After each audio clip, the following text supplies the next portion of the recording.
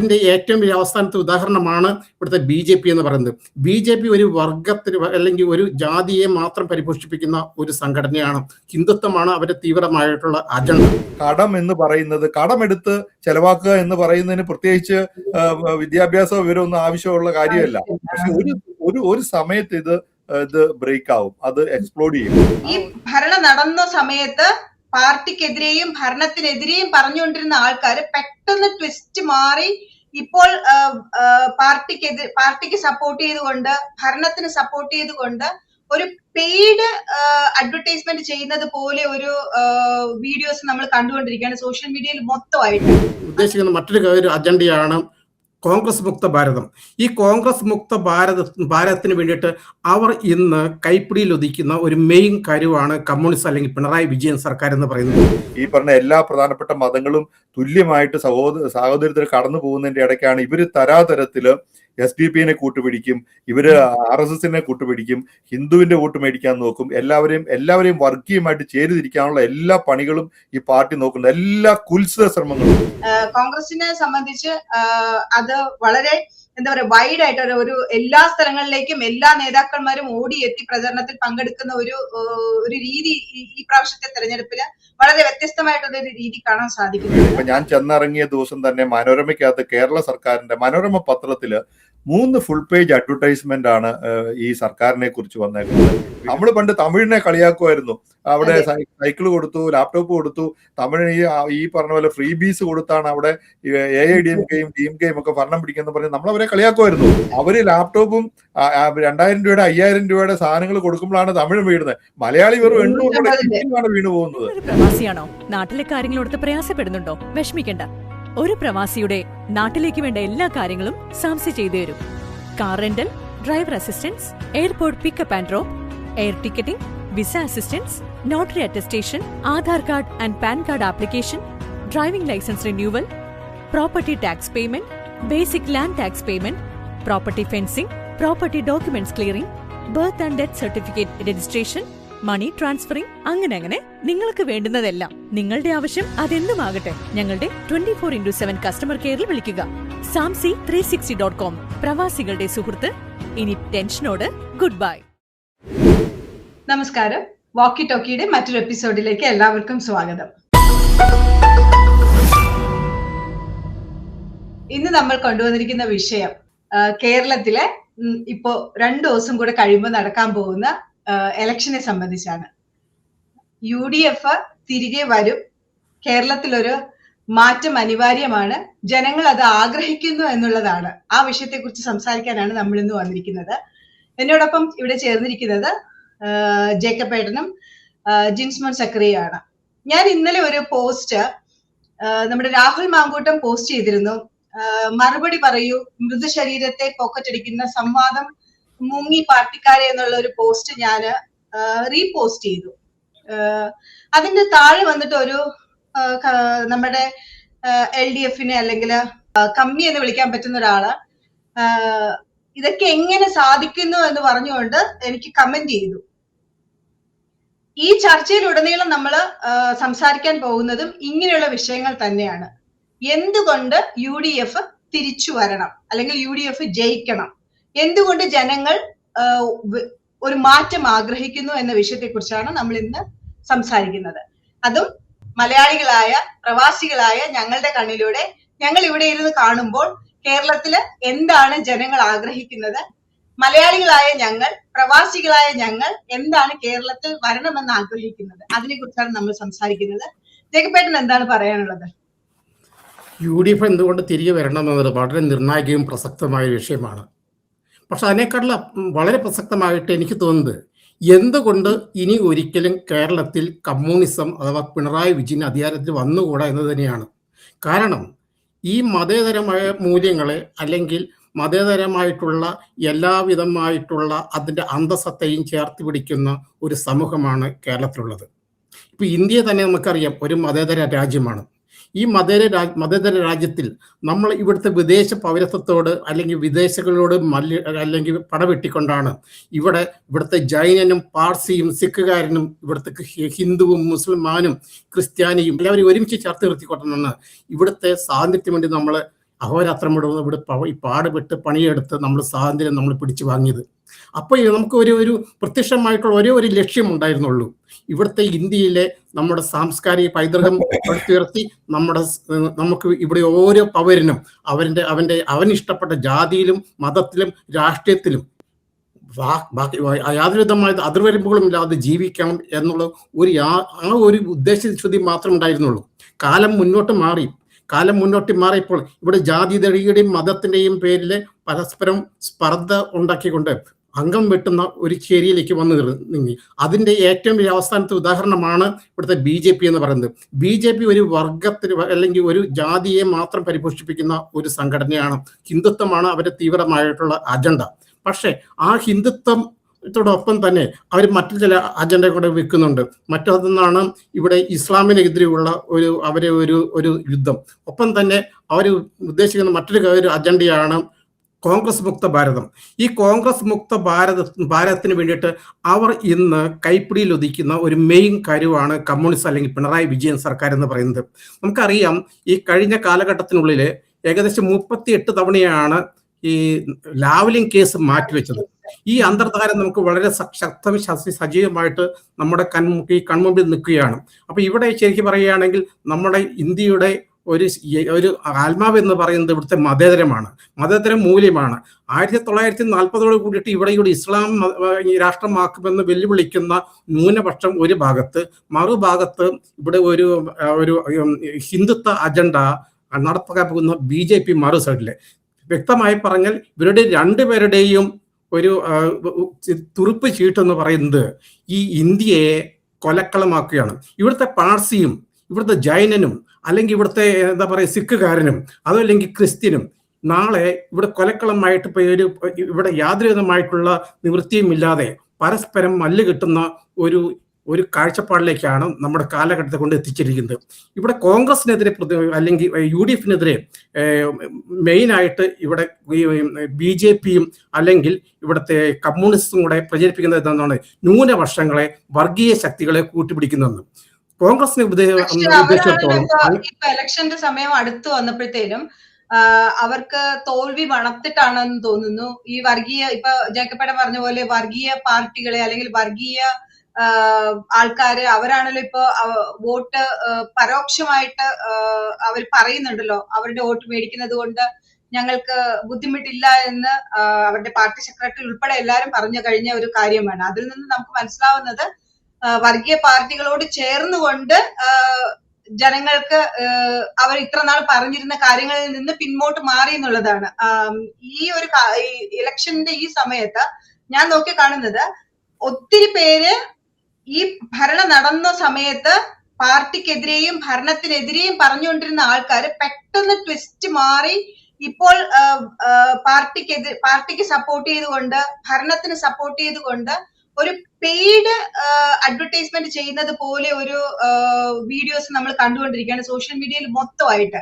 അത് നമുക്ക് ഈ പറയുന്ന ആൾക്കാരുടെയൊക്കെ ഒരു വീഡിയോ ഒരു മാസം മുൻപേ ഉള്ള വീഡിയോ അല്ലെങ്കിൽ ഒരു 2 മാസം മുൻപേ ഉള്ള വീഡിയോകൾ കണ്ടു കഴിഞ്ഞാൽ കൃത്യമായിട്ട് അറിയാം അവർ ഈ സർക്കാരിനെതിരെ അതിരൂക്ഷമായ വിമർശനം കൊടുത്തുകൊണ്ടിരുന്ന ആൾക്കാരാണ് ഇപ്പോൾ എന്താ പറയാ അവര് ഈ സർക്കാർ ചെയ്തതുപോലെ ഇതുപോലെ നല്ല കാര്യങ്ങൾ ഇന്നുവരെ ആരും ചെയ്തിട്ടില്ല എന്ന് പറയുന്നത്. ജിൻസ്മോന് ഇതിനെക്കുറിച്ച് കൂടുതൽ പറയാൻ പറ്റും, കാരണം ജിൻസ്മോൻ ഇപ്പൊ നാട്ടിൽ പോയിട്ട് വന്നതേ ഉള്ളൂ ഇലക്ഷൻ ഡിക്ലെയർ ചെയ്തതിന് ശേഷം. ജിൻസ്മോൻ എന്താണ് അവിടെ കണ്ടത്? എങ്ങനെയാണ് ഇലക്ഷന്റെ ഒരു എങ്ങനെയാണ് സാധ്യത? UDFന്റെ വിജയത്തിന്റെ സാധ്യതകൾ എന്തൊക്കെയാണ്? എന്താണ് ജിൻസ്മോൻ ഇതിനെക്കുറിച്ച് പറയാനുള്ളത്? UDF വളരെ അനായാസമായിട്ട് വിജയിക്കുമെന്നാണ് നമ്മൾ ഈ പ്രവാസ ലോകത്ത് ഉള്ള സാധാരണ പ്രത്യേകിച്ച് അമേരിക്കൻ മലയാളികൾ, കനേഡിയൻ മലയാളികളൊക്കെ വിചാരിച്ചുകൊണ്ടിരുന്നത്. പക്ഷെ നമ്മൾ ഈ മിസൈലുകൾക്കിടയിലൂടെ ഒന്ന് നാട്ടിൽ വളരെ ഇലക്ഷനൊക്കെ പ്രഖ്യാപിച്ച ശേഷം 2 ആഴ്ച പോയി വന്ന അവിടെ ഒത്തിരി ആൾക്കാരോടൊക്കെ കാണുകയും സംസാരിക്കുകയും ഒക്കെ ചെയ്തതിൽ നമുക്ക് മനസ്സിലായത് UDFന് അത്ര ഈ ഒരു ഈസി ആയിട്ടുള്ള ഒരു വാക്ക് ഓവർ അല്ല. അതിൻ്റെ അകത്ത് ഈ ആൾക്കാർ പറഞ്ഞ ചില പോയിന്റുകൾ, അതിൻ്റെ അകത്ത് ചില കാര്യങ്ങളുണ്ട്. കാരണം ഇപ്പൊ ഞാൻ പറയുകയാണെങ്കിൽ ഇപ്പം പറയുകയാണ് ഈ ആൾക്കാർക്ക് ഈ കറപ്ഷൻ അങ്ങനെ ഫീൽ ചെയ്യുന്നില്ല. അത് പറഞ്ഞ് നമുക്കത് മനസ്സിലായത് എങ്ങനെയാന്ന് വെച്ചാൽ കറപ്ഷൻ ഉണ്ട്, പക്ഷെ അത് താഴേക്കിടയിലേക്ക് അത് ഫീൽ ചെയ്യുന്നില്ല. അതിന് കൃത്യമായിട്ട് നമ്മൾ ഈ അമേരിക്കൻ സിസ്റ്റത്തിൽ പറയല്ലേ, അമേരിക്കയിൽ താഴേക്കിടയിൽ കറപ്ഷൻ ഇല്ല, കറപ്ഷൻ മുഴുവൻ ടോപ്പ് ലെവലിലാണ്, വലിയ വലിയ കറപ്ഷൻസ് ആണ് നടക്കുന്നത്. പ്രത്യേകിച്ച് പിണറായി സർക്കാരില് പിണറായി വിജയൻ നയിക്കുന്ന ഈ സർക്കാരില് കിഴങ്ങന്മാരായിട്ടുള്ള ഒരു 10-16 മന്ത്രിമാരുണ്ട്. അതുകൊണ്ട് പുള്ളിയുടെ മരുമോനും അല്ലാതെ ഒരു മന്ത്രിക്കും ഒന്നും ചെയ്യാനുള്ള ഒരു സാധ്യത ഇല്ലാത്തതുകൊണ്ട് കറപ്ഷന്റെ സാധ്യത മുഴുവൻ മുഖ്യമന്ത്രി തന്നെ അതെല്ലാം കൈകാര്യം ചെയ്യുകയും ചെയ്യുന്നതുകൊണ്ട് അടപടലം, അതായത് ഓർഗനൈസ്ഡ് ലൂട്ടിംഗ് എന്ന് നമ്മൾ പറയുന്ന പോലെ പണ്ട് നമ്മുടെ പ്രധാനമന്ത്രി മൻമോഹൻ സിംഗ് പറഞ്ഞതുപോലെ ഇതൊരു ഓർഗനൈസ്ഡ് ലൂട്ടിംഗ് ആണ് നടക്കുന്നത്. നമുക്കറിയാം ഇവിടുത്തെ സ്പ്രിംഗ്ലറുമായിട്ട് ബന്ധപ്പെട്ട കാര്യങ്ങൾ, അല്ലെങ്കിൽ അമേരിക്കൻ യാത്രകളുമായിട്ട് ബന്ധപ്പെട്ട കാര്യങ്ങളൊക്കെ, അങ്ങനെ നിരവധി ആക്ഷേപങ്ങളും കേരളത്തിന്റെ എല്ലാ വികസന പരിപാടികൾക്കിടയിലും ഈ ഫോണ്, റെയിൽ, ഇതിന്റെ അകത്തൊക്കെ ആയിരക്കണക്കിന് കോടി രൂപയുടെ അഴിമതികൾ ഇതിന്റെ അകത്ത് ഒളിഞ്ഞു കിടപ്പുണ്ട്. അത് സാധാരണക്കാരനെ സംബന്ധിച്ചിടത്തോളം അത് വിഷയമായിട്ടുള്ള ഒരു കാര്യമല്ല. അതിനിടയ്ക്കാണ് അങ്ങനെയുള്ള കാര്യങ്ങൾ ഈ ജനങ്ങളെ സംബന്ധിച്ചിടത്തോളം അവർക്ക് കിട്ടുന്ന ചെറിയ ചെറിയ പെൻഷന് അതൊക്കെ കൃത്യമായിട്ടുള്ള സമയത്ത് കിട്ടുന്നുണ്ട്. ബിസിനസ്സുകാർ പറഞ്ഞു കഴിഞ്ഞാൽ അവരുടെ കാര്യങ്ങൾ വളരെ കൃത്യമായിട്ട് നടന്നു പോകുന്നുണ്ട്. കാരണം അവർക്കൊരു കാര്യം പറഞ്ഞു കഴിഞ്ഞാൽ, കാരണം ഈ സർക്കാരിന്റെ ചില നടപടിക്രമങ്ങളോ ഈ സർക്കാരിന്റെ പരിപാടികളുമായിട്ട് ബന്ധപ്പെട്ട് അവരെന്ത് കാര്യങ്ങൾ വെച്ചു കഴിഞ്ഞാലും അങ്ങനെയുള്ള ഇപ്പം കറപ്ഷൻ അല്ലെങ്കിൽ വളരെ കൃത്യമായിട്ട് അവർ കൊടുക്കേണ്ട കാര്യങ്ങളൊക്കെ കൃത്യമായിട്ട് സർക്കാരിന് കൊടുത്താൽ, അല്ലെ പാർട്ടിക്ക് കൊടുത്തു കഴിഞ്ഞാൽ അവരുദ്ദേശിക്കുന്ന കാര്യങ്ങൾ നടക്കും. കോൺഗ്രസ് UDFന്റെ സർക്കാർ വന്നു കഴിഞ്ഞാൽ അതൊക്കെ പല ഘടകങ്ങളിലും പല രീതികളിലും ഒക്കെ വന്നതിന് ശേഷം മാത്രമേ ഈ കാര്യങ്ങൾക്ക് തീരുമാനം ഉണ്ടാകുന്നു. ഇങ്ങനെയുള്ള ചില ഫാക്ടേഴ്സ് അവിടെ നിൽക്കുന്നുണ്ട്. പക്ഷേ ഇപ്പം ഈ കേരളത്തില് ഈ LDF സർക്കാർ മുന്നോട്ട് വയ്ക്കുന്ന ചില ആശയങ്ങൾ നമ്മൾ ആലോചിച്ച് നോക്കിയാൽ അറിയാം. അവർ കൃത്യമായിട്ട് പെൻഷൻ കൊടുത്തു, അതായത് 1500 രൂപ 2500 രൂപയാക്കി 2200 രൂപയാക്കി എന്നൊക്കെ പറയുന്നതിന്റെ അകത്ത് തന്നെ ഈ സർക്കാരിന്റെ നയം വളരെ കൃത്യമായിട്ട് ഒളിഞ്ഞു കിടപ്പുണ്ട്. ഇപ്പൊ നമ്മൾ കമ്മ്യൂണിസ്റ്റ് സർക്കാരിനെ കുറിച്ച് പറയുമ്പോൾ പാവപ്പെട്ടവരെ കുറച്ചുകൂടെ പാവപ്പെട്ടവരാക്കി നിലനിർത്തിയില്ലെങ്കിൽ ഈ പാർട്ടിക്ക് ഒരു മുന്നോട്ട് പോക്കില്ല എന്നുള്ളത് കൊണ്ട് അവരുടെ എല്ലാ നടപടികളും കേരളം പോലെയുള്ള ഒരു സംസ്ഥാനത്തിന്റെ പല വികസന കുതിപ്പുകളെയും തടഞ്ഞു നിർത്തിക്കൊണ്ടുള്ള ഒരു രീതിയാണ് ഈ ഇടതുപക്ഷ സർക്കാരുകൾ സ്വീകരിക്കുന്നത്. കാരണം വളരെ കൃത്യമായിട്ട് ഇപ്പം ഈ ഇടതുപക്ഷ സർക്കാർ പ്രത്യേകിച്ച് കമ്മ്യൂണിസ്റ്റ് പാർട്ടിയൊക്കെ CPM നടത്തി വന്നിരുന്നിട്ടുള്ള വിജയിക്കാതെ പോയ സമരങ്ങളാണ് കേരളത്തിന്റെ വികസനമെന്ന് പൊതുവെ നമ്മളൊക്കെ പറയാറുണ്ട്. ഇതാണ് കേരളത്തിലെ CPM നടത്തിയ ഏതെങ്കിലും സമരം വിജയിച്ചിട്ടുണ്ടെങ്കിൽ അത്രയും വികസനം പുറകോട്ട് പോയിട്ടുണ്ട്. സമരയ്ക്ക് ഇപ്പൊ നമ്മൾ പറയുകയാണെങ്കിൽ നമ്മൾ ചെന്നിറങ്ങുന്ന നെടുമ്പാശ്ശേരി എയർപോർട്ട്, 100 എക്സാമ്പിൾ അങ്ങനെ പറയാനുണ്ടാവും. അതാണ് ശരിക്കും പറഞ്ഞു കഴിഞ്ഞാൽ ഈ ഒരു കാര്യത്തില് ഈ ജനങ്ങളുടെ അഭിപ്രായത്തിൽ വളരെ ഒരു ടൈറ്റ് ആയിട്ടൊരു മത്സരം നടക്കുന്നുണ്ട്. അതിനിടയ്ക്ക് ഈ പറഞ്ഞ പോലെ കഴിഞ്ഞ തവണത്തെ 2021 ഒരു കാൻഡിഡേറ്റ്സിനെ വെച്ച് കഴിഞ്ഞപ്പോൾ ഒരു മത്സരം നടക്കുന്ന 2 ദിവസമുള്ള നമുക്ക് ആ ഒരു കാര്യം പറയാൻ പറ്റിയല്ല. ആ ഒരു 21 ഒരു കോൺഗ്രസിന്റെ ഒരു UDFന്റെ ഒരു കാൻഡിഡേറ്റ്സിനെ അത്രയും ക്വാളിറ്റിയിലെ കുറെ പഴയ മുഖങ്ങളെയൊക്കെ വീണ്ടും അവതരിപ്പിച്ചിട്ടുണ്ട്. കാരണം യുവാക്കൾക്കും കഴിവുള്ള ആൾക്കാർക്കും ഒക്കെ പ്രാതിനിധ്യം കൊടുക്കേണ്ട ഒരു സമയത്ത് ചില വിട്ടുവീഴ്ചകൾക്കും അല്ലെങ്കിൽ പല കാര്യങ്ങളോട് സമരസപ്പെട്ട് കുറെ കാൻഡിഡേറ്റ്സ് അതിൻ്റെ അകത്ത് കയറി വന്നിട്ടുണ്ട്. അതൊക്കെ ശരിക്കും പറഞ്ഞാൽ ഈ UDFന്റെ ഒരു വിജയ സാധ്യതയെ കുറച്ചൊക്കെ മങ്ങലേൽപ്പിക്കും. പക്ഷെ അതിഭീകരമായിട്ടുള്ള ജനങ്ങള് പൊതുവെ ഈ കേരളത്തിന്റെ ഒരു എക്കോണമി എന്ന് പറയുന്നത് അവിടെ ആൾക്കാർ ശരിക്കും വളരെ ദുരിതം അനുഭവിക്കുന്നുണ്ട്. ആൾക്കാർക്ക് നല്ല ബുദ്ധിമുട്ടുണ്ട്. അത് ഗ്രാസ് റൂട്ടിൽ നമുക്ക് ഫീൽ ചെയ്യുന്നുണ്ട്. പല കാര്യങ്ങളും നടക്കുന്നില്ല. ഈ ഒരു 200-250 കോടി രൂപയുടെ ഇപ്പൊ ഞാൻ ചെന്നിറങ്ങിയ ദിവസം തന്നെ മനോരമയ്ക്കകത്ത് കേരള സർക്കാരിന്റെ മനോരമ പത്രത്തില് 3 ഫുൾ പേജ് അഡ്വർടൈസ്മെന്റ് ആണ് ഈ സർക്കാരിനെ കുറിച്ച് വന്നേക്കുന്നത് വികസനവുമായിട്ട് ബന്ധപ്പെട്ട്. അപ്പൊ സെൻട്രൽ ഗവൺമെന്റ് റോഡുകള്, അല്ലെ പിണറായി വിജയന്റെ വലിയൊരു മുഖം, ഇപ്പൊ എത്ര കോടി രൂപയായിരിക്കും. പിന്നെ കണ്ടിന്യൂസ് ആയിട്ടുള്ള പരസ്യം, ഹോർഡിങ്സ് എന്നൊക്കെ പറഞ്ഞു കഴിഞ്ഞാൽ കേരളത്തിൽ തലങ്ങും വിലങ്ങും, കാസർഗോഡ് തൊട്ട് തിരുവനന്തപുരം വരെ തലങ്ങും വിലങ്ങും, ഇതൊക്കെ എത്ര കോടി രൂപയാണ് ഈ മീഡിയയ്ക്ക് കൊടുത്തത്. അതുകൊണ്ട് തന്നെയാണ് ഇപ്പം പ്രധാനപ്പെട്ട, അതായത് നമ്മളൊക്കെ വിചാരിക്കുന്ന ഈ പറഞ്ഞ പോലെ ഇങ്ങനെയുള്ള പ്രലോഭനങ്ങൾക്ക് വശംവദരാകാത്ത പത്രങ്ങൾ വരെയും അതിന് വശംവദരായിട്ട് നമ്മുടെ നാട്ടിലെ മീഡിയ വരെയും വളരെ ബയാസ്ഡ് ആയിട്ട് ഈ ഒരു ഇലക്ഷൻ പ്രചരണത്തിൽ പങ്കെടുക്കുന്നുണ്ട്. അതുകൊണ്ട് കേരളത്തില് വളരെ ഒരു ടൈറ്റ് ഫൈറ്റ് ആണ്. UDF തന്നെ വരും. പക്ഷെ ഞാൻ ഇതിന്റെ അകത്ത് ഉദ്ദേശിക്കുന്ന ഏറ്റവും പ്രധാനപ്പെട്ട ഒരു കാര്യം എന്ന് പറയുന്നത്, നമ്മള് പ്രത്യേകിച്ച് പ്രവാസ ലോകത്തിരുന്ന് നമ്മുടെ നാട്ടിലെ കാണുമ്പോൾ ഈ UDF എന്തിന് വിജയിച്ചു വരണം എന്നുള്ള ചോദ്യത്തിന് പ്രധാനപ്പെട്ട ഒരു കാര്യം നമ്മുടെ കാഴ്ച, നാട്ടിൽ പല ആൾക്കാരും പല ആവശ്യങ്ങൾ പറയുമായിരിക്കും. പക്ഷെ ഞാൻ പറഞ്ഞ വിവരവും വിദ്യാഭ്യാസമുള്ള ഒരു യുവതലമുറ, അല്ലെങ്കിൽ നല്ല അങ്ങനെ ഒരു ലീഡർഷിപ്പ് ഉള്ള ആൾക്കാർ, അതായത് നമ്മൾ കല്യാണത്തിനും മരിച്ച വീട്ടിലും പോകുന്നതല്ലല്ലോ ജനാധിപത്യം എന്ന് പറയുന്നത്. അത് മാത്രമല്ലല്ലോ ജനാധിപത്യം. ജനങ്ങളുമായിട്ട് ഒരു കമ്മ്യൂണിക്കേഷൻ വേണം, ജനങ്ങളുമായിട്ട് ബന്ധം സ്ഥാപിക്കണം. അതായത് നമ്മൾ പറയുന്ന പോലെ ഈ ഇടതുപക്ഷ നേതാക്കന്മാര് ഈ സർവീസ് സഹകരണ ബാങ്കുകളോ അല്ലെ സർവീസ് സഹകരണ പ്രസ്ഥാനങ്ങളോ ഒക്കെ ആയിട്ട് ഗ്രാസ് റൂട്ട് ജനങ്ങളുമായിട്ട് ഇടപെട്ട് അല്ലെങ്കിൽ ചായക്കടയിൽ നിന്ന് ചായ കുടിച്ച് വരുന്നതല്ല ഒരു ഒരു സംസ്ഥാനത്തിന്റെ വികസനം എന്ന് പറയുന്നത്. ആ വികസനം എന്ന് പറയുമ്പോൾ അതിനുള്ള കാര്യങ്ങൾ നമ്മൾ കേരളം പോലെ 151 ഭാഷകളുള്ള ഈ ഒരു രാജ്യത്ത് നമ്മൾ ഡൽഹിയിൽ പോയി കാര്യങ്ങൾ നടപ്പിലാക്കാനും സംസാരിക്കാനും ഒക്കെ അങ്ങനെയുള്ള കാര്യങ്ങൾ നടപ്പിലാക്കും വിദ്യാഭ്യാസമുള്ള ആൾക്കാർ വേണം. നമ്മൾ നോക്കുക, ഇപ്പൊ പ്രതിപക്ഷ നേതാവായിട്ടുള്ള അടുത്ത മുഖ്യമന്ത്രി സ്ഥാനത്തേക്ക് പറയപ്പെടുന്ന VD സതീശൻ തന്നെ ഇപ്പം NDTVക്ക്, ഇന്ത്യ ടുഡേക്കൊക്കെ കൊടുത്ത ഇന്റർവ്യൂ വളരെ സരളമായിട്ട് നമ്മൾ അന്ന് ആലോചിക്കണം, ഉന്നത വിദ്യാഭ്യാസ മന്ത്രിയുടെ വിദ്യാഭ്യാസ യോഗ്യത. ഈ CPM എന്ന് പറയുന്ന പാർട്ടി അവരുടെ ഈ ഗ്രാസ് റൂട്ട് രാഷ്ട്രീയം കളിച്ചിട്ട് ഈ ആൾക്കാരെ തിരികെ കയറ്റി ഒരൊറ്റ എണ്ണത്തിനുള്ള ഈ ഒരു നമ്മൾ പറയാം 1% ആൾക്കാർ ഈ പാർട്ടിക്കകത്തുള്ളവർ യഥാർത്ഥത്തിൽ ഒരു വിദ്യാസമ്പന്നരായിട്ടുള്ളൂ. ബാക്കിയുള്ള ആൾക്കാരൊക്കെ പ്രീ ഡിഗ്രി തൊട്ട് ഡിഗ്രി തൊട്ട് ഈ തട്ടിപ്പ് പ്രസ്ഥാനങ്ങളുടെ അവരുടെ യൂണിയനും ഒക്കെ ആയിട്ട് ബന്ധപ്പെട്ട് കേരളത്തിലെ യൂണിവേഴ്സിറ്റികളിൽ അവരെ മാർക്ക് തിരുത്തി വന്നിട്ടുള്ള വിദ്യാഭ്യാസമാണ് ഇവർക്ക്. ഇപ്പം നമ്മൾ പറയല്ലേ, ഇപ്പം യുവജനക്ഷേമ വകുപ്പിന്റെ തലപ്പത്തിരുന്ന ചിന്താ ജെറോമിന്റെ പോസ്റ്റ് ഗ്രാജുവേഷൻ അല്ല PhDയും അങ്ങനെയുള്ള എത്ര മന്ത്രി നമ്മൾ ഈ ശ്രമിക്കുക. പക്ഷെ അത് കോൺഗ്രസിന്റെ ഈ പറഞ്ഞ ഒരു ലീഡർഷിപ്പ്, ചാണ്ടിയുമ്മൻ ആയിക്കോട്ടെ അല്ലെങ്കിൽ ഇപ്പൊ മത്സരിക്കുന്ന ഷാഫി പറമ്പില് മത്സരിക്കാത്ത കോൺഗ്രസിന്റെ ലീഡർഷിപ്പിലൊക്കെ എത്രയാള് എല്ലാം VT ബൽറാം ഇഷ്ടംപടി ആൾക്കാരുണ്ട്. ഇപ്പം മാത്യു കുഴൽനാടൻ, റോജി ഇഷ്ടംപടി നേരം. കാര്യം മിക്കവാറും എല്ലാവരും തന്നെ ഇവരാരും ഒരു വിധത്തിലുമുള്ള പരീക്ഷയെ കോപ്പി അടിച്ചോ അല്ലെങ്കിൽ പറയും ഇപ്പം ട്രിവാൻഡ്രം യൂണിവേഴ്സിറ്റി കോളേജിലൊക്കെ എന്താ നടക്കുന്നത് കേരളത്തിൽ അങ്ങോളം ഇങ്ങോട്ടും ഈ CPM-നും ഇടതുപക്ഷ സംഘടനകൾക്കും പ്രാതിനിധ്യമുള്ള എല്ലാ യൂണിവേഴ്സിറ്റികളിലും എല്ലാ വിദ്യാഭ്യാസ സ്ഥാപനങ്ങളും വളരെ കറപ്റ്റഡ് ആയിട്ടുള്ള ഒരു സിസ്റ്റമാണ് നിൽക്കുന്നത്. അവരൊക്കെ വളരെ ജോലിക്ക് കയറുന്നുണ്ട്. നമ്മുടെ പ്രധാനപ്പെട്ട CPM-ന്റെ MPമാരുടെ ഭാര്യമാര്, അവരുടെ കുടുംബക്കാര്, അവരുടെ ഭാര്യമാരും കുടുംബത്തിൽ അങ്ങേറ്റത്തുള്ള എല്ലാം സർക്കാർ സർവീസിൽ ലക്ഷങ്ങൾ ശമ്പളം മേടിച്ചുകൊണ്ട് ഈ സംവിധാനത്തിൽ കയറിക്കൊണ്ട് ഇവർക്കൊന്നും ഈ കേരളത്തിനെ ഒരു മുന്നോട്ട് നയിക്കുന്നതിനോ കേരളത്തിനെ നല്ല രീതിയിൽ ഭരിക്കുന്നതിനുള്ള യാതൊരു വിധത്തിലുള്ള ആഴമായിട്ട് അറിവില്ല, അതിനുള്ള വികസനമില്ല.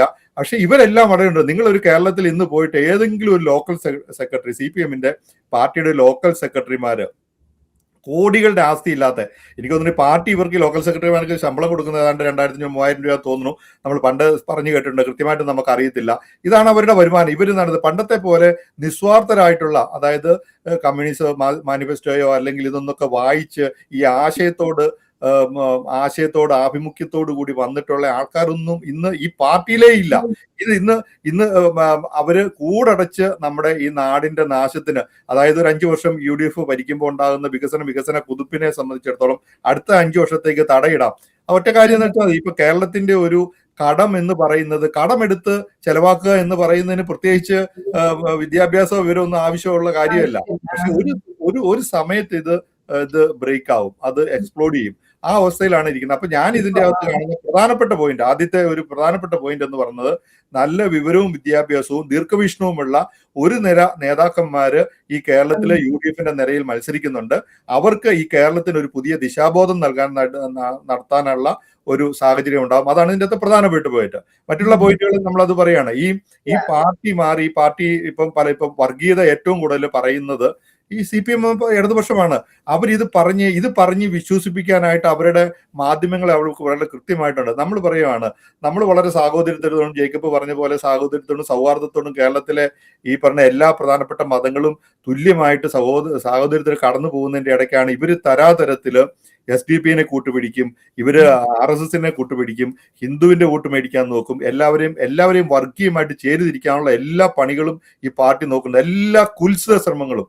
അതിനകത്ത് നമ്മൾ പറയുമ്പോൾ UDF-നകത്തുള്ള ഇപ്പം മുസ്ലിം ലീഗ് അതിന്റെ ഒരു രീതിയിൽ ഇതിനൊക്കെ നിന്ന് കൊടുത്തിട്ടില്ല. അവരെയൊക്കെ ഇവരെല്ലാം കരുവാക്കിക്കൊണ്ടും ഇവർ ഈ പറഞ്ഞ ഗീബൽസിയൻ തന്ത്രം എന്ന് പറഞ്ഞ പോലെ ഇവരുടെ മെഷീനറി ഉപയോഗിച്ച് അവര് ഈ പറഞ്ഞ വർഗീയ ചേരിതിരിവ് ഉണ്ടാക്കിയാണ് ഇവർ ഈ വിജയത്തിലേക്ക് വരുന്നത്. ഇങ്ങനെയുള്ള കേരളത്തിന്റെ വികസന കുതിപ്പിന് എപ്പോഴും ഒരു തടയിടാണ്ട് നല്ല ലോകത്തൊരിടത്തും വിജയിച്ചിട്ടില്ലാത്ത ഈ ആശയത്തെ കേരളത്തിന്റെ മണ്ണിൽ നിന്ന്, കേരളം എന്ന് പറഞ്ഞു കഴിഞ്ഞാൽ ലോകത്ത് ഇപ്പൊ ടൈം മാഗസിന്റെ ഒക്കെ നമ്മൾ പറഞ്ഞിട്ടുള്ളത് പോലെ 50 മസ്റ്റ് സീ പ്ലേസസിൽ ഒന്നാണ് ഈ കേരളം എന്ന് പറഞ്ഞാൽ. ഈ കേരളത്തിന്റെ വികസനത്തിന്റെ അകത്ത് ഈ പാർട്ടിക്ക് യാതൊരുവിധ സംഭാവനയും ഇല്ല. നമ്മൾ പണ്ടത്തെ ഭൂപരിഷ്കരണ നിയമമൊക്കെ ഇടതുപക്ഷം വന്നതുകൊണ്ടാണ് എന്ന് പറയും. ഈ ശരിക്കും പറഞ്ഞു കഴിഞ്ഞാൽ ഇന്ന് CPM മേനി നടിക്കുന്ന ഈ എട്ടുകാലി മമ്മൂഞ്ഞിന്റെ മേനി നടിക്കുന്ന പല വികസനങ്ങളുടെയും പുറകില് ഇന്ന് പിന്നെ ഈ CPM യാതൊരു വിധത്തിലുള്ള റോളുമില്ല. അവരുടെ സമരങ്ങൾ, അവരുടെ പ്രത്യയശാസ്ത്രപരമായിട്ടുള്ള കടുംപിടുത്തം, അല്ലെ ഇവർ പറയുന്ന വരട്ട് തത്വവാദങ്ങൾ ആണ് കേരളത്തിനെ ശരിക്കും പറഞ്ഞാൽ പുറകോട്ടടിച്ചിരിക്കുന്നത്. കേരളം എന്ന് പറയുന്നത് ഇന്ത്യക്ക് ഒരു റോൾ മോഡലായിട്ട് വളർന്നു വരേണ്ട ഒരു സംസ്ഥാനമാണ്. ആ സംസ്ഥാനത്തിന്റെ വികസനത്തിൽ ഇനി ഒരു മുന്നോട്ടുള്ള ഒരു കുതിപ്പിന് വിദ്യാസമ്പന്നരായിട്ടുള്ള കഴിവുള്ള ഈ പറഞ്ഞ UDFന്റെ ഈ ഇരിക്കുന്നുണ്ട്. അവരെന്ന് പറഞ്ഞ ഒരു പ്രത്യാശയാണ്. ആ പ്രത്യാശ പ്രവാസികളായിട്ടുള്ള ആൾക്കാർക്ക് അതിന്റെ ഒരു കാര്യം മനസ്സിലാക്കാറുണ്ട്. നമ്മൾ പുറത്തു നിന്ന് കാണുമ്പോൾ സൂപ്പർഫിഷ്യലായിട്ട് നടത്തുന്ന ഈ മത്സരങ്ങളൊക്കെ, പ്രത്യേകിച്ച് ഞാൻ അമേരിക്കൻ മലയാളികൾ പറയും, നമ്മളിവിടെ 6 ലക്ഷത്തോളം മലയാളികളുണ്ട്, കാനഡയിൽ 2 ലക്ഷത്തോളം മലയാളികളുണ്ട്. നമ്മൾ ഇത്രയും ഒരു വലിയ ഒരു സമൂഹം എന്ന് പറയുന്നത് നമുക്ക് നാട്ടില് കേരളത്തിന്റെ 3/1 ജനങ്ങളെ, അല്ലെ 4/1 ജനങ്ങളെ സ്വാധീനിക്കാൻ പറ്റുന്ന, 2 തൊട്ട് 100 പേരെ വരെയും സ്വാധീനിക്കാൻ പറ്റുന്ന ഓരോ ആൾക്കാർക്കും നല്ല ബന്ധങ്ങളുണ്ട് നാട്ടില്. അതൊക്കെ ഈ ഒരു പ്രത്യേകിച്ച് ഒരു ഇലക്ഷൻ സമയത്ത് അത് ഉപയോഗിച്ച് ഇതിന് ഈ UDFന്റെ വിജയത്തിന് ഒരു ഭാഗമാക്കണമെന്നാണ് നമുക്ക് പറയാനുള്ളത്. ഇതില് ഒരു കാര്യം കൂടെ എനിക്ക് ചേർക്കാനുണ്ട്. ഇപ്പൊ ജിൻസ് പറഞ്ഞതിനോടൊപ്പം തന്നെ എനിക്ക് ചേർക്കാനുണ്ട്. ഈ വികസനം, കേരളത്തിന്റെ വികസനത്തിന് 10 വർഷം അത് പിന്നോട്ടടിച്ചതെന്ന് വേണം പറയാനായിട്ട്. അത് ഇതിന് കൂട്ടിച്ചേർക്കേണ്ട ഒരു കാര്യമാണ്. അതുപോലെ തന്നെ ഈ നമ്മളിപ്പോ ഈ ഇലക്ഷന്റെ ഈ പ്രചരണങ്ങളൊക്കെ നോക്കി കാണുമ്പോഴത്തേനും വളരെ വ്യക്തമായി കാണാൻ പറ്റുന്ന ഒരു കാര്യം എന്ന് പറയുന്നത്, ഈ മന്ത്രിസ്ഥാനത്തിരുന്ന ഒരാള് പോലും വേറൊരു അവരുടെ കോൺസ്റ്റിറ്റ്യുവൻസി വിട്ടിട്ട് വേറൊരു സ്ഥലത്ത് അവരുടെ കൂടെയുള്ള CPMന്റെയോ അല്ലെങ്കിൽ അവരുടെ ഘടകകക്ഷികളുടെയോ തെരഞ്ഞെടുപ്പ് പ്രചരണത്തിൽ അവരെ കാണുന്നില്ല. അതിന്റെ അർത്ഥം എന്ന് പറയുന്നത് അവർക്ക് തന്നെ തോൽവി മണത്തിട്ടാണോ അല്ലെങ്കിൽ അവർക്ക് തന്നെ കോൺഫിഡൻസ് ഇല്ലാത്തത് കൊണ്ടാണോ എന്ന് അറിയത്തില്ല. അവരവരുടെ മണ്ഡലങ്ങളിലും അല്ലെങ്കിൽ അവരുടെ ആൾക്കാരുടെ വളരെ വേണ്ടപ്പെട്ട ബന്ധുക്കളുടെ മണ്ഡലങ്ങളിലും മാത്രം അവരുടെ തെരഞ്ഞെടുപ്പ് പ്രചരണം ഒതുക്കിയിരിക്കുകയാണ്. പക്ഷെ കോൺഗ്രസിനെ സംബന്ധിച്ച് അത് വളരെ എന്താ പറയുക, വൈഡ് ആയിട്ട് ഒരു എല്ലാ സ്ഥലങ്ങളിലേക്കും എല്ലാ നേതാക്കന്മാരും ഓടിയെത്തി പ്രചരണത്തിൽ പങ്കെടുക്കുന്ന ഒരു രീതി ഈ പ്രാവശ്യത്തെ തെരഞ്ഞെടുപ്പില് വളരെ വ്യത്യസ്തമായിട്ടുള്ള ഒരു രീതി കാണാൻ സാധിക്കുന്നുണ്ട്. അത് തന്നെ ഒരു കോൺഗ്രസിന് മാത്രമല്ല, UDFന് മാത്രമല്ല, ജനങ്ങളിലും അതൊരു എന്താ പറയാ ഒരു ഊർജം കൊടുക്കുന്നുണ്ട്. പിന്നെ എനിക്കൊരു കാര്യം ഇതിലൂടെ പിന്നെ പറയാനുള്ളത്, നമ്മള് പ്രവാസ ലോകത്തിരുന്നുകൊണ്ട് ഇത്രയും കാലം നമ്മൾ പറഞ്ഞിരുന്നത് ബ്രെയിൻ ഡ്രെയിനിനെ കുറിച്ചായിരുന്നു. അവിടെ നിന്നുള്ള യുവാക്കൾ എല്ലാവരും ഇങ്ങോട്ടേക്ക് വരുന്നു, US വരുന്നു, കാനഡയിലേക്ക് വരുന്നു, യൂറോപ്പിലേക്ക് പോകുന്നു, അല്ലെങ്കിൽ UAEയിലേക്ക് ജോലിക്ക് പോകുന്ന എല്ലാ ബ്രെയിൻ ഡ്രെയിനെ കുറിച്ചാണ് പറഞ്ഞത്. പക്ഷെ ഇപ്പൊ നമ്മൾ സംസാരിച്ചുകൊണ്ടിരിക്കുന്നത് റിവേഴ്സ് ബ്രെയിൻ ഡ്രെയിനെ കുറിച്ചാണ്. അപ്പൊ ഇന്ന് ഈ പറഞ്ഞതുപോലെ കൂടുതലും കേരളത്തിൽ നിന്നുള്ള ആൾക്കാരാണ്. ഇന്ത്യയിൽ മൊത്തം എടുത്താലും കേരളത്തിലുള്ള ആൾക്കാരാണ് കൂടുതലും വിദേശങ്ങളിലേക്ക് പഠിക്കാനായിട്ടും ജോലിക്കായിട്ടും ഒക്കെ പോയിക്കൊണ്ടിരിക്കുന്നത്.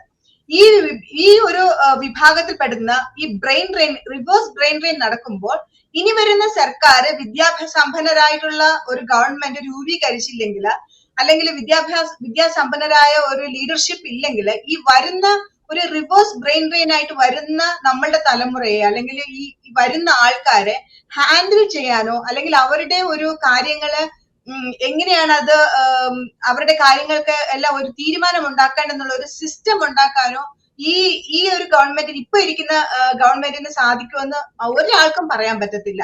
അത് 100% ഷുവർ ആണ്. ഇനി ഇതിനകത്ത് ഒരു കാര്യം നമുക്ക് വളരെ കൃത്യമായിട്ട് നിരീക്ഷിച്ചു കഴിഞ്ഞാൽ, കാരണം ഇനിയിപ്പോ ഇന്ത്യയിൽ അവശേഷിക്കുന്ന ഒരു കമ്മ്യൂണിസ്റ്റ് പച്ച എന്ന് പറയുന്നത് കേരളത്തിലാണ്.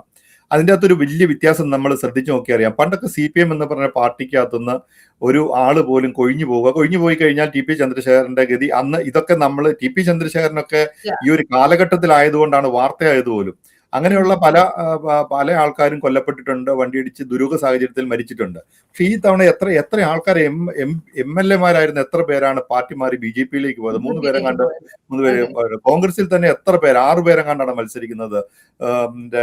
പയ്യന്നൂര്, അങ്ങനെ പല മണ്ഡലങ്ങളിലും CPM നിന്ന് വലിയൊരു കൊഴിഞ്ഞുപോക്കുണ്ട്.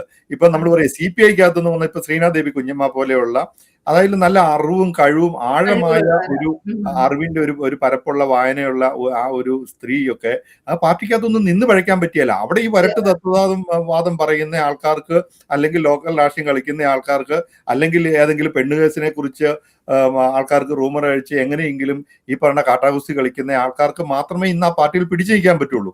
ഇപ്പൊ പരീക്ഷ പറഞ്ഞ ഒരു കാര്യം, ഈ പറഞ്ഞ പോലെ തിരിച്ചു വരുന്ന കേരളത്തിന് ഇനിയിപ്പം ഒരു ഭരണം വരുമ്പോൾ തന്നെ കേരളത്തിന് ഇന്ന് നമ്മൾ പറയില്ല, കേരളത്തിലെ ഏറ്റവും വലിയൊരു നാണ്യവിള ഇന്ന് യൂട്യൂബാണെന്ന് പറഞ്ഞത്. കാരണം ഒത്തിരി യൂട്യൂബേഴ്സ് അവിടെ ഇറങ്ങിയിട്ടുണ്ട്. ഇപ്പൊ നമ്മുടെ മുഖ്യമന്ത്രി സകലമാന പത്രങ്ങൾക്കും പരസ്യം കൊടുത്തുകൊണ്ട് ഇപ്പൊ യൂട്യൂബേഴ്സിനും ഒത്ത് പരസ്യം കൊടുത്തിട്ടുണ്ട്. പ്രൊപ്പഗൻഡയുടെ പല ന്യൂസുകളും നമ്മൾ പുറത്തു വന്നിട്ടുണ്ട്. അപ്പൊ ഈ കേരളത്തിന് പക്ഷെ വികസിക്കാൻ പറ്റുന്ന ഒരു രണ്ട് കാര്യമാണ്. കാരണം നമുക്ക് ഈ പറഞ്ഞ പോലെ ഒരു സ്ഥലത്തിന്റെ ലഭ്യതയുടെ കുറവുണ്ട്. നമ്മുടെ ഒരു തിക്ലി പോപ്പുലേറ്റഡ് ആയിട്ടുള്ള ഒരു സിറ്റി എന്ന് പറയാവുന്ന പോലെയാണ് കേരളത്തിന് കിടപ്പ് കിടക്കുന്നത്. പക്ഷെ കേരളത്തിൽ ഇപ്പോഴും വികസിക്കാൻ പറ്റുന്ന, കേരളത്തിലെ പിള്ളേര് അല്ലെങ്കിൽ യുവജനത പുറത്തേക്ക് പോകുന്നതിന്റെ കാരണങ്ങളൊക്കെ നല്ല രീതിയിൽ ഡിസ്കസ് ചെയ്യേണ്ടതാണ്. അതെല്ലാവർക്കും കുറച്ചൊക്കെ നമുക്കറിയാം എന്തുകൊണ്ടാണ് അവർ പോകുന്നത്. അവരെ ടെംപ്റ്റ് ചെയ്യുന്നുണ്ട്. പുറത്തു പോയിട്ട് ഇപ്പൊ പണ്ടത്തെ പോലെയല്ല, പണ്ട് പോയി അവരവരുടെ ജീവിതം കരുപ്പിടിപ്പിച്ചതുപോലെ ഇന്ന് അത്ര എളുപ്പമല്ല. പല രാജ്യങ്ങളിലും പോയി നമ്മുടെ ഇന്ത്യയുടെ അത്രയും ഒരു നല്ല രീതിയിൽ പോകാൻ പറ്റുന്ന പല യൂറോപ്യൻ രാജ്യങ്ങളും നമ്മളെക്കാളും ഒക്കെ വളരെ പുറകിൽ, സാമ്പത്തികമായിട്ടൊക്കെ വളരെ പുറകിൽ നിൽക്കുകയാണ്. പക്ഷെ നമ്മുടെ കേരളത്തിന് ശരിക്കും പറഞ്ഞു കഴിഞ്ഞാൽ ഒരു സർക്കാർ മുൻതൂക്കം കൊടുക്കുന്ന രണ്ട് കാര്യങ്ങളുണ്ട്. ഒന്ന് ആരോഗ്യ മേഖലയിലും, രണ്ട് വിദ്യാഭ്യാസ മേഖലയിലും നമുക്ക് അനവധി ഓപ്പർച്യൂണിറ്റി ഉണ്ട്. നല്ല ക്ലാസ് ആയിട്ടുള്ള ഹോസ്പിറ്റലുകൾ നമ്മുടെ നാട്ടിലുണ്ട്, ഇഷ്ടംപടിയുണ്ട്. നല്ല ട്രീറ്റ്മെന്റ് കൊടുക്കാൻ പറ്റുന്നത് ഈ നഴ്സുമാർക്കും അല്ലെങ്കിൽ ഈ മെഡിക്കൽ സ്റ്റാഫിനും ഒക്കെ ഒരു 40,000 50,000 ഒക്കെ ഒരു 1 ലക്ഷം രൂപ വരെ ശമ്പളം കൊടുത്തത് കൊണ്ട് നമ്മളിപ്പോ ലോകത്തുള്ള എല്ലായിടത്തും ഇപ്പൊ നമ്മൾ പറയല്ലേ, തലമുടി വെച്ച് പിടിപ്പിക്കാനായിട്ട്, ഡെന്റൽ ചെയ്യാനായിട്ട്, സർജറി ചെയ്യാനായിട്ട് എല്ലാവരും ഗ്രീക്കിലേക്ക് പോകും, ടർക്കിയിലേക്ക് പോകും. ടർക്കിയിലൊക്കെ വളരെ ചീപ്പായിട്ട് ചെയ്യുന്നുണ്ട്. അവിടെയൊക്കെ പോയിട്ട് പല പ്രശ്നങ്ങൾ ഉണ്ടായിട്ടുള്ള ഒത്തിരി ആൾക്കാരുണ്ട്. നമ്മുടെ നാട്ടിൽ ഇത്ര വളരെ വിദഗ്ധമായിട്ട് ചെയ്യാൻ പറ്റുന്ന ഈ ട്രീറ്റ്മെന്റുകളൊക്കെ ഒരു ഗ്ലോബൽ ഹബ്ബായിട്ട് ആരോഗ്യ മേഖലയിൽ ആരോഗ്യ രംഗത്ത് കേരളത്തിന് മാറാൻ പറ്റും. അതുപോലെ തന്നെ വിദ്യാഭ്യാസ രംഗത്ത് നമ്മളൊക്കെ പഠിച്ചുകൊണ്ടിരിക്കുന്ന സമയത്ത് ഇവരുടെയൊക്കെ ഈ ഒടുക്കത്തെ സമരം കാരണം നമുക്കൊന്നും ഒരു സീറ്റ് ഇപ്പൊ പറയാ അന്ന് എഴുതി കിട്ടി വളരെ മിനിമം സീറ്റുകളായിരുന്നു സ്വാശ്രയ മേഖലയിലോ അല്ലെങ്കിൽ സർക്കാർ മേഖലയിലോ എഞ്ചിനീയറിങ്ങിനോ മെഡിസിനോ ഒക്കെ ഉണ്ടായിരുന്നത്. എത്ര പേർക്കാണ് നമ്മൾ ഈ പിള്ളേരൊക്കെ അന്നത്തെ കാലത്ത് ഞങ്ങളുടെയൊക്കെ ഒരു സമയത്ത് എൻട്രൻസ് ഒക്കെ എക്സാം ഒക്കെ എഴുതുക എന്ന് പറഞ്ഞ് എഴുതി കഴിഞ്ഞാൽ കിട്ടുന്നത് വളരെ ചുരുക്കമായിട്ട് ആൾക്കാരാണ്. പിന്നെ ഈ പറയുന്ന കർണാടകയിലേക്കും ആന്ധ്രാപ്രദേശിലേക്കൊക്കെ പോയാണ് മലയാളികൾ പഠിച്ചത്. അങ്ങനെ ഒരു വലിയ ദുരിതം ഈ സർക്കാർ നമ്മളെ പോലുള്ള യുവ തലമുറയ്ക്ക് തലമുറയ്ക്ക് ചെയ്തു വെച്ച ഈ കമ്മ്യൂണിസ്റ്റ് പാർട്ടി ചെയ്തു വെച്ച ദ്രോഹം എന്ന് പറയുന്നത് നമുക്ക് ഇമാജിൻ ചെയ്യാൻ പറ്റിയല്ല. അത് മാറിയിട്ട് ഇന്നുള്ള എഞ്ചിനീയറിംഗ് കൂടെ എല്ലാ സ്ട്രീമുകളിലും ഇപ്പൊ നമ്മുടെ നാട്ടിൽ നല്ല ക്വാളിറ്റിയുള്ള നല്ല ഇൻഫ്രാസ്ട്രക്ചറുള്ള കോളേജുകളുണ്ട്. കുറച്ച് മെഡിക്കൽ കോളേജുകളൊക്കെ ഇപ്പൊ പറയല്ലേ, ഉമ്മൻചാണ്ടി സർക്കാരിന്റെ കാലത്ത് എല്ലാ ജില്ലകളിലും മെഡിക്കൽ കോളേജൊക്കെ വന്നു കഴിഞ്ഞാൽ ഇപ്പൊ നമുക്ക് തന്നെ വിദേശ രാജ്യങ്ങളിൽ നിന്ന് വളരെ നല്ല പ്രൊഫസർമാരെ ഒക്കെ കൊണ്ടുവരാൻ പറ്റും, വിദ്യാർത്ഥികളെ കൊണ്ടുവരാൻ പറ്റും. ഇപ്പം അറബ് രാജ്യങ്ങളിൽ നിന്ന്, ഇവൻ യൂറോപ്യൻ രാജ്യങ്ങളിൽ നിന്ന് അല്ലെങ്കിൽ ആഫ്രിക്കൻ രാജ്യങ്ങളിൽ നിന്നൊക്കെ നമ്മുടെ നാട്ടിലേക്ക് കേരളത്തിന് വികസിക്കാൻ പറ്റുന്ന രണ്ടാണ് ഈ വിദ്യാഭ്യാസ മേഖലയും ആരോഗ്യ മേഖലയും. ഈ ഒരു കാര്യത്തില് ഇതൊക്കെ വളരെ ഒരു ജിൻസ് മറന്നുപോയ ഒരു കാര്യമുണ്ട്, ടൂറിസം. ടൂറിസം സ്വാഭാവികമായിട്ടും നമ്മുടെ കേരളത്തിൽ ആ ഒരു കാര്യമുള്ളതാണ്. അതിനെക്കുറിച്ച് നമുക്ക് പറയാം. പക്ഷെ ഞാൻ പറഞ്ഞ ഇത് രണ്ടും വേക്കന്റ് ആയിട്ട് കിടക്കുന്നതാണ്. ക്വാളിറ്റിയുള്ള ഒരു ഹെൽത്ത് കെയർ കൊടുക്കണമെങ്കിൽ ക്വാളിറ്റിയുള്ള സ്റ്റാഫ് അവിടെ നിലനിൽക്കണം. ആ ക്വാളിറ്റിയുള്ള സ്റ്റാഫ് നിൽക്കണമെങ്കിൽ അത് ആ ഒരു പണം. അതുപോലെ തന്നെ അതുമായിട്ട് ബന്ധപ്പെട്ട ഇൻഫ്രാസ്ട്രക്ചർ നമ്മുടെ കേരളത്തിന് വികസിക്കാൻ ഈ ഒരു പ്രോഗ്രാം മാത്രം മതി. കാരണം ഇത് ലോകത്ത് ലാഗ് ചെയ്യുന്ന, ഇപ്പൊ ഞാൻ പറയാ ലക്ഷക്കണക്കിന് പാരാമെഡിക്കൽ സ്റ്റാഫിന്റെ നഴ്സസിന്റെ ഷോർട്ടേജ് ആണ് അമേരിക്കയുള്ളത്. അതുപോലെ തന്നെ യൂറോപ്പിലും ഉണ്ട്. യൂറോപ്പിലൊന്നും ഇപ്പൊ പറഞ്ഞ പോലെ മൈഗ്രേറ്റ് ചെയ്യാൻ പറ്റാത്ത രീതിയിലാണ്. നമ്മളെപ്പോലെ ഞാൻ പറയാം നമുക്ക് പറയാൻ വളരെ എളുപ്പമാണ്. ജർമ്മനിയിൽ പോയി അല്ലെങ്കിൽ ഇംഗ്ലണ്ടിൽ പോയി അയർലൻഡിൽ പോയി നമ്മളിപ്പോ പോയി സൈപ്രസിലേക്ക് വരെ എവിടെയൊക്കെ കിട്ടുന്ന കാര്യം. ഇപ്പൊ ഞാനൊക്കെ ഒരു 10, 25, 30 വർഷത്തിന് മുമ്പ് ഞാനൊക്കെ ലോകത്തിന്റെ ഉള്ള രാജ്യങ്ങളിലെ ലിസ്റ്റ് എടുത്തിട്ട് നമുക്ക് പോകാൻ പറ്റുന്ന യൂണിവേഴ്സിറ്റികൾ പഠിക്കാൻ പറ്റുന്ന സ്ഥലങ്ങളൊക്കെ ആ കാലത്ത് തന്നെ നമ്മൾ സെർച്ച് ചെയ്തുകൊണ്ടിരിക്കുമായിരുന്നു. ഒന്ന് അവിടുത്തെ ആ ഒരു സാഹചര്യം അതൊക്കെ മാറിയിട്ട് ഇന്ന് ഈ പറഞ്ഞ പോലെ നമ്മുടെ നാട്ടിലെ പോലെ മണ്ണിന്റെ വക്കട വാദം അത് നമ്മുടെ ഇന്ത്യയിൽ മാത്രമല്ല ലോകത്തെല്ലായിടത്തും ഉണ്ട്. അവിടെയൊക്കെ ജോലി സർവൈവ് ചെയ്യുക എന്ന് പറയുന്നത് വലിയ പാരാണ്. ഇപ്പം അമേരിക്കയിലെ ലാൻഡ് ഓഫ് ഓപ്പർച്യൂണിറ്റി എന്ന് പണ്ടത്തെ കാലത്ത് പറയായിരുന്നു. ഇന്ന് ലാൻഡ് ഓഫ് ഓപ്പർച്യൂണിറ്റി അല്ല. ഇവിടെ വന്ന് സർവൈവ് ചെയ്യുക എന്ന് പറയുന്നത് വലിയ സ്കിറ്റാണ്. നമ്മൾ ഉദ്ദേശിക്കുന്ന അത്ര എളുപ്പമുള്ള കാര്യമല്ല. നമ്മളത് ആരെ നിരുത്സാഹപ്പെടുത്താനല്ല പറയണത്. നമ്മുടെ നാടിന്റെ നന്മയും നമ്മുടെ നാടിന്റെ വികസനത്തിനുള്ള സാധ്യതയും അനന്തമാണ്. അത് ഉപയോഗിക്കാൻ പറ്റുന്ന ഒരു നല്ല വിദ്യാഭ്യാസമുള്ള ഈ പറഞ്ഞ പോലെ കേരളത്തിൽ കൊണ്ടുവന്ന കെ കരുണാകരനെ പോലെ ഉമ്മൻചാണ്ടിയെ പോലെ ഒക്കെ ഒരു ദീർഘവീക്ഷണമുള്ള നേതാക്കന്മാർ വന്നാൽ മാത്രമേ പറ്റുള്ളൂ. അല്ലെങ്കിൽ സ്ഥിരം ഈ വരട്ട് തത്വവാദം ഒരുത്തനും രക്ഷപ്പെടരുത്. അതായത് പണം ഉണ്ടാക്കുന്നത് പാപമാണെന്ന് ചിന്തിക്കുകയും തെറ്റാന്ന് ചിന്തിക്കുകയും പ്രകടിപ്പിക്കുകയും ചെയ്യുന്ന ഇപ്പൊ നമ്മുടെ മുഖ്യമന്ത്രിയുടെ ഒരു ജീവിതശൈലി നമുക്കറിയാമല്ലോ. അദ്ദേഹം ആ പാവപ്പെട്ടവരുടെ ഒരു കൂടെ നിൽക്കുന്ന ഒരു കമ്മ്യൂണിസ്റ്റ് ആശയത്തിൽ നിൽക്കുന്ന ഒരു മുഖ്യമന്ത്രിയെ അല്ല. അദ്ദേഹത്തിന് മാത്രം ഈ പാർട്ടിയുടെ തലപ്പത്തിരിക്കുന്ന ഇപ്പൊ കമ്മ്യൂണിസ്റ്റ് പാർട്ടി എന്ന് പറഞ്ഞാൽ ഇപ്പൊ റഷ്യയിലെ പാർട്ടിയെ പോലെ അല്ലെങ്കിൽ ചൈനയിലെ പാർട്ടി നേതാക്കന്മാരൊക്കെ അറിയാം. നമുക്ക് ചൈനയിൽ നിന്നുള്ള ചൈനയിൽ ഒരു വലിയൊരു ക്രീമി ലെയർ ഉണ്ട്. സാമ്പത്തികമായിട്ട് വളരെ ഉന്നതിയിൽ നിൽക്കുന്ന എല്ലാ രീതിയിലുള്ള കറപ്ഷനും ഈ രാജ്യങ്ങളിലൊക്കെ ഉണ്ട്. തലപ്പത്തിരിക്കുന്ന ഒരു സെറ്റ് ഓഫ് ആൾക്കാർക്ക് വളരെ സുഭിക്ഷമായിട്ട് ജീവിക്കാൻ പറ്റുന്ന, അത് നമ്മൾ പറയുന്ന ഇപ്പൊ ഇവര് തന്നെ പറയുന്ന ഈ ബൂർഷ എന്ന് നമ്മൾ പറയുന്ന ഒരു കൺസെപ്റ്റിലാണ് ആ ഒരു കൺസെപ്റ്റ് എന്ന് പറയുന്നത് ഈ പാർട്ടി ലീഡേഴ്സ് ആണ്. അവർക്ക് സ്വന്തമായിട്ട് അവർക്ക് വേലക്കാരുണ്ട്, സ്വന്തമായിട്ട് വണ്ടിയുണ്ട്, സ്വന്തമായിട്ട് വീടുണ്ട്, പരിചരിക്കാൻ ആൾക്കാരുണ്ട്. സർക്കാരിന് ഇതല്ലേ ഒരു പണം ഉണ്ടാക്കുന്നവൻ ഒരുത്തൻ ചെയ്യുന്നത്. അവൻ ആ ജീവിക്കുന്ന ജീവിതശൈലിയുള്ള കുറെ ഒരു നേതാക്കന്മാരുടെ ഒരു കൂട്ടായ്മയാണ് ഈ പാർട്ടി എന്ന് പറയുന്നത്. ഇത് എല്ലാവർക്കും ഈ പറഞ്ഞ നമ്മുടെ സമഗ്രമായ ഒരു വികസനത്തിന് വേണ്ട രീതിയിൽ ഒരു ഭരണമാണ് ഇന്ന് കേരളത്തിൽ വരേണ്ടത്. കേരളത്തിന്റെ വികസന മാതൃക എന്ന് പറയുന്നത് മറ്റ് സംസ്ഥാനങ്ങളെ നമ്മൾ വടക്കോട്ട് നോക്കുക തെക്കോട്ട് നോക്കുന്നൊന്നും പറയുന്ന ഒരു കാര്യമല്ല. കേരളം പണ്ടേ വികസിതമായിരുന്നു. സ്വാതന്ത്ര്യം കിട്ടിയ സമയത്ത് പോലും മറ്റുള്ള സംസ്ഥാനങ്ങളെ അപേക്ഷിച്ച് നമ്മൾ വളരെ മുന്നിലായിരുന്നു. അതിൻ്റെ അകത്ത് ഇനിയുമുള്ള ആ ഒരു വികസന സാധ്യതകൾ നല്ല രീതിയിൽ മുന്നോട്ട് കൊണ്ടുപോകാനാണ് സാധിക്കേണ്ടത്. അതിന് പറ്റിയ നേതൃത്വം എന്നാണ് എനിക്ക് ഒരിക്കൽ കൂടി പറയാനുള്ളത്. പക്ഷേ എനിക്ക് തോന്നുന്നു ഈ കഴിഞ്ഞ 10 കൊല്ലം കൊണ്ട് നമ്മുടെ ഈ ഭരണത്തെ മുഴുവൻ കാളവണ്ടി ഒത്തേക്ക് തള്ളിവിടുകയാണ് ചെയ്യുന്നത്. ഞാൻ നേരത്തെ അവർ പറഞ്ഞ് നിർത്തിയെടുത്തിട്ടുണ്ട് ഈ തുടങ്ങട്ടെ. എല്ലാവിധമായിട്ടുള്ള ഈ എന്താ പറയുക, ഇവിടെ വർഗങ്ങളെയും ജാതികളെയും മാറോട് ചേർത്ത് നിർത്തുന്ന സ്വഭാവമാണ് കോൺഗ്രസിനുള്ളത്, അല്ലെങ്കിൽ ഐക്യ ജനാധിപത്യമുള്ളത്, UDFിനുള്ളത്. അതിൽ നിന്ന് വ്യത്യസ്തമായിട്ട് ഇന്ന് കണ്ടത് കാഴ്ച എന്ന് വെച്ചാൽ ഇവിടുത്തെ രാജീവ് ചന്ദ്രശേഖരും അല്ലെങ്കിൽ പിണറായിക്കും ഒരേ ഭാഷയാണ്. വർഗീയമായിട്ടുള്ള പരസ്പരം, വർഗം എന്ന് പറയുന്ന ഒരു ജാതിയോ മതമോ ഒരു തെറ്റല്ല, പക്ഷെ പരസ്പരം അങ്ങോട്ട് പോരടിപ്പിക്കുക, മനുഷ്യനെ അവിടെ നിന്ന് ഇല്ലായ്മ ചെയ്യുക. ഇന്ന് ഞാൻ ഒരു ദേശീയ മാധ്യമത്തിൽ പിണറായി ഒരു അഭിമുഖം ശ്രദ്ധിച്ചു. അദ്ദേഹം ആങ്കർ ചോദിക്കുന്നത് ഇംഗ്ലീഷിലാണ്, പിണറായി പറയുന്നത് മലയാളത്തിലാണ്. ഇനി അടുത്ത തവണ പിണറായി വരുമോ എന്ന് വരുമ്പോൾ പിണറായി പറയുന്നത് പിണറായി അല്ലെങ്കിൽ LDF സർക്കാർ വരുന്നത്. ഉടനെ തന്നെ ആങ്കർ പറയുകയാണ് LDF സർക്കാർ അല്ല, ഞാൻ ഇവിടെ കേരളത്തിൽ ഉടനീളം സഞ്ചരിച്ചു, പക്ഷെ LDFന്റെ അല്ല നിങ്ങളുടെയാണ് കട്ടൗട്ടർ മുഴുവൻ കാണുന്നതാണ് അദ്ദേഹം പറയുന്നത്. അപ്പൊ ഇന്ന് ശരിക്കും പറയുകയാണെങ്കിൽ LDF അല്ലെങ്കിൽ കമ്മ്യൂണിസം എന്ന് പറയുന്നത് പിണറായി ആയിട്ട് മാറി. ഞാൻ വേറെ ഒരു ആഡ് കണ്ടത് എന്താണെന്ന് വെച്ചാൽ ലോകോത്തരമായിട്ടുള്ള ആരോഗ്യ ഈ മേഖലയെ പരിപോഷിപ്പിക്കാൻ LDF അല്ലാതെ ആരുണ്ട്? ലോകോത്തരമായ ആരോഗ്യ മേഖലയെ പരിപോഷിക്കാൻ LDF അല്ലാതെ ആരുണ്ടെങ്കിൽ പിന്നെ എന്തിനാണ് ഈ പിണറായി വിജയൻ അമേരിക്കയിൽ വന്ന് ചികിത്സ ചെയ്യുന്ന? മറ്റൊരു കാര്യം, ലോകോത്തരമായിട്ടുള്ള റോഡ് ഇവിടെ കേരളത്തിലല്ലാതെ വേറെ എവിടെയുണ്ട്? അത് ചോദിക്കുമ്പോഴും കേരളത്തിലെ ഒരു ദേശീയപാതയ്ക്ക് എന്തെങ്കിലും ക്രെഡിറ്റ് ഉണ്ടാകുകയാണെങ്കിൽ അത് എടുക്കുന്നത് കേരളവും. ഒപ്പം തന്നെ എന്തെങ്കിലും ചെറിയ താറുമാറായുള്ള ഒരു അറ്റകുറ്റപ്പണി വന്നാൽ അവരുടെ കേന്ദ്രത്തിന് തല്ലിരിക്കുമാണ് വെക്കുന്നത്. അത് തന്നെയല്ല, ജനങ്ങളെ എങ്ങേറ്റ എല്ലാ രീതിയിലും ജനങ്ങളുടെ ജീവിത ദുസ്സഹമായിരുന്നു. ശബരിമല കൊള്ളയടിച്ച പിണറായി സർക്കാരാണ്. 6 ലക്ഷം രൂപ കടമായിരുന്നു. ഇപ്പൊ ഈ പിണറായി സർക്കാർ ഇവിടുത്തെ ഇറങ്ങി പോകുമ്പോൾ 6 ലക്ഷം കോടിയുടെ കടമാണ് പിണറായി ഇവിടെ എഴുതിയിരിക്കുന്നത്. വൈദ്യുതി ചാർജ് വർദ്ധിപ്പിച്ചു, കഴിഞ്ഞില്ല, വെള്ളക്കരം കൂട്ടി. കെട്ടിട നികുതി ആണെങ്കിൽ 200% 200 ഇരട്ടിയാണ് കെട്ടിടത്തിന് നികുതി അങ്ങനെ വർദ്ധിപ്പിച്ചത്. ജീവിക്കാൻ കഴിയാത്തതും ജീവിതഭാരവും അവശ്യ വസ്തുക്കളുടെ നികുതി കുറത്ത് പിണറായി വിജയൻ ഒറ്റ ആളാണ്. ഒരിക്കലും നടക്കാത്ത കേരളിന്റെ പേരിൽ ഇവിടുത്തെ സാധാരണക്കാരായ ജനങ്ങളുടെ നെഞ്ചിലേക്കാണ് പിണറായി വിജയൻ സർക്കാർ മഞ്ഞക്കുറ്റി ഈ താഴ്ത്തി അടിച്ചത്. പിണറായി ഈ സർക്കാർ അധികാരത്തിൽ വരുമ്പോൾ ഏകദേശം കേരളത്തിൽ 120 ബാറുകളാണ്. ഇപ്പോ അതേസമയം ഏകദേശം 900 ബാറുകളുണ്ട്. ജനങ്ങളുടെ നികുതി പണം എടുത്ത് ഒരാവശ്യമില്ലാതെ 1 കോടി രൂപയ്ക്ക് ഹെലികോപ്റ്റർ വാങ്ങിയിട്ട ആളാണ് ഈ പിണറായി വിജയൻ. അതുകൂടാതെ പാർട്ടി കൊലയാളികളെ രക്ഷിക്കാൻ വേണ്ടി ഖജനാവിൽ നിന്ന് ഒഴുക്കിയത് കോടികൾ.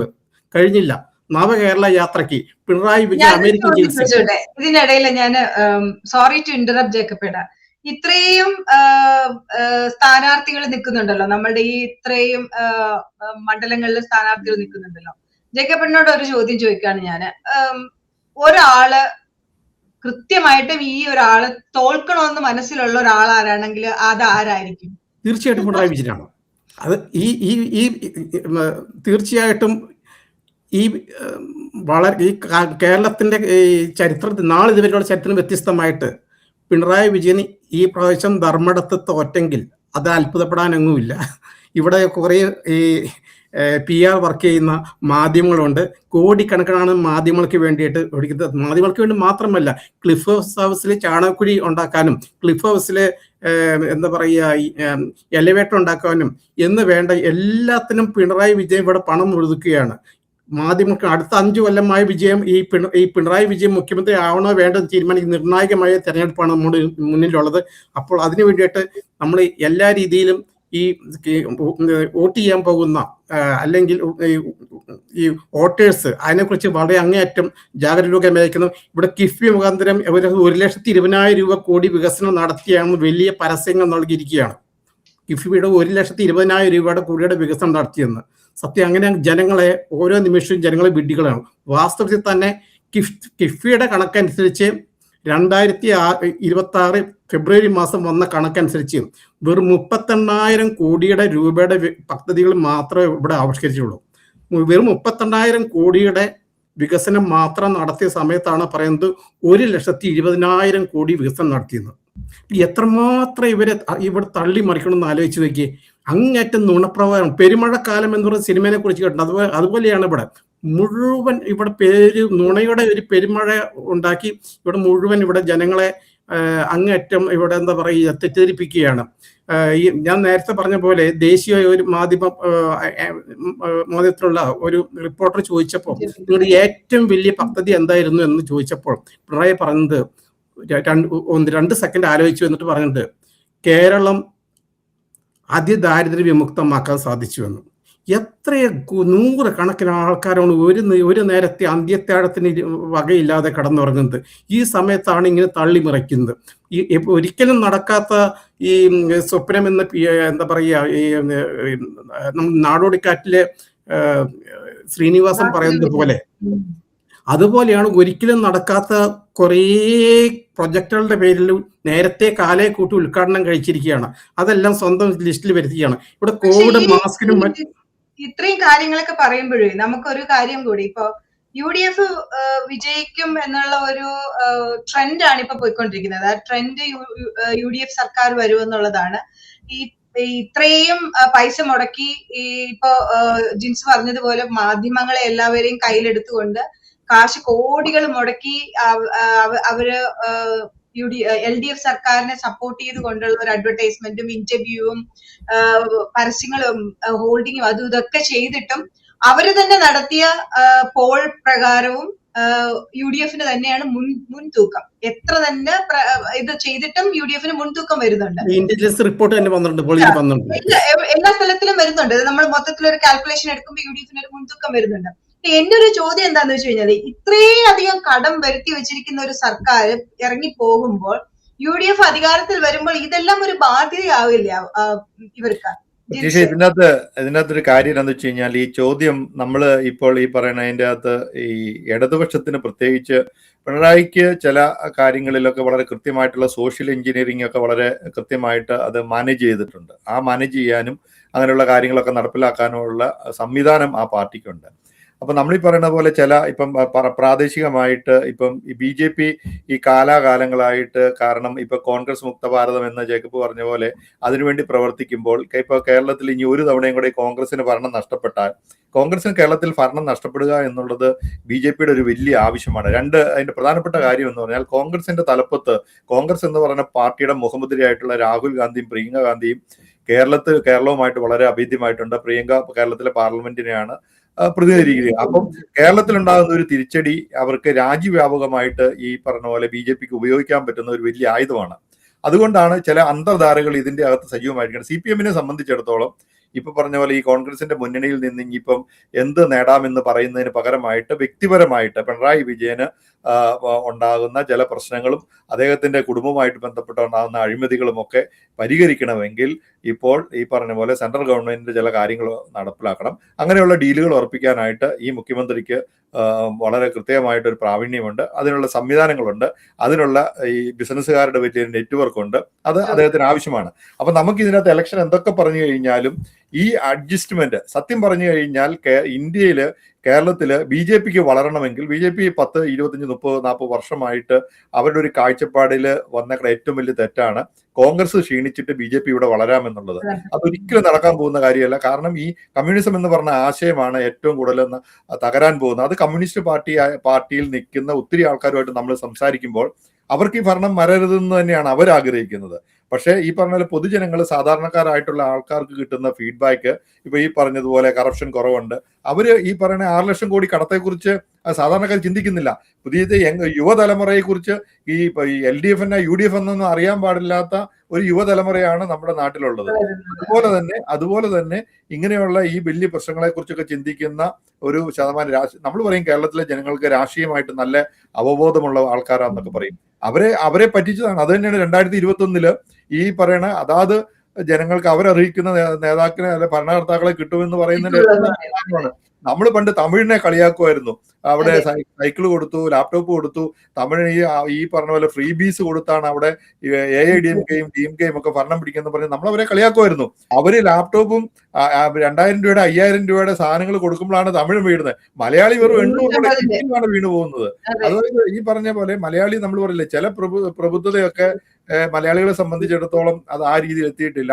അതുപോലെ തന്നെ ഇനിയിപ്പം ഈ നമ്മുടെ പറയല്ലേ ഈ വോട്ടിംഗ് മെഷീന്റെ അഡ്ജസ്റ്റ്മെന്റ്, കാരണം ഈ 1 മാസത്തെ സമയമുണ്ട് ഇതിന്റെ അകത്ത് നടക്കുന്നത്.